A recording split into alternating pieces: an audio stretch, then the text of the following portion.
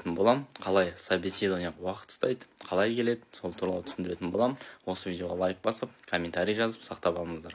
Және де Англияға келгісі келіп жүрген таныстарыңыз, достарыңыз болса, олармен де бөлісіп қойыңыздар. Бір кісі жазады, қалыңыз қалай шақырады, Gmail'дан хабар жібере ме, 2025 жылы көктемде толтырғандарды қашан шақырады дейді. Аллаға шүкір, менде бәрі жақсы. Gmail'дан хабар күтесіздер, сол анкетада көрсеткен электронный почталарыңызға келеді. Входящийға келуі мүмкін, рассылки, спам деген кез келген жерге келуі мүмкін. Сондықтан да почталарыңызды мұқият қарап жүріңіздер. 2025 жылы көктемде тапсырғандар кез келген уақытта келуі мүмкін. Ондай бір определенный уақыт жоқ. Мына уақытта толтырсаңыз, мына уақытта келеді деген сияқты ондай стандарттары жоқ. Кез келген күнде, кез келген айда келуі мүмкін. Және де собеседованияға уақытты қалай ұстайды. Сол туралы қазір видео салам, соны мұқият көріп, танысып шығыңыздар. Собеседованияға осылай келеді шақырту, логин, пароль жазылып тұрады.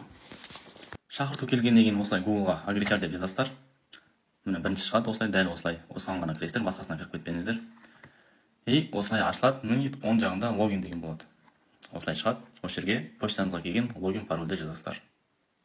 Міне логин парольдарыңызды қатесіз жазғаннан кейін осылай онлайн собеседование уақытын таңдаңыз деп шығады. Мына жерге басасыз и өзіңізге ыңғайлы күн таңдайсыз. Бүгін мысалы 3 болса, уже 4-нен бастап таңдауға болады сізге мысалы. 5-ін таңдап көресіз. Окей дейсіз.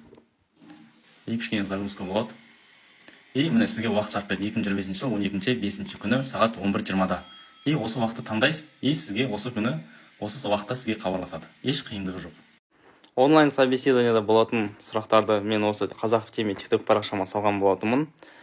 Сол видеоларды көріп, онлайн собеседованияға дайын отырыңыздар. Барлықтарыңызға сәттілік.